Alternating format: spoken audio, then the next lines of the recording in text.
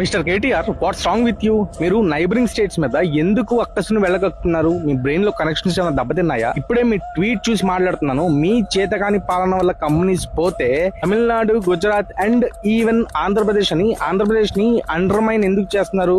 Basic గా mister KTR and even Andhra Pradesh కి చెందిన సీఎం ఎన్టీఆర్ లేకపోతే మీకు రాజకీయ భిక్ష లేదు. అండ్ ఈవెన్ ఆంధ్రప్రదేశ్ కి చెందిన సీఎం సిబిఎన్ భిక్ష లేకపోతే మీకు రాజకీయ భవిష్యత్తే లేదు.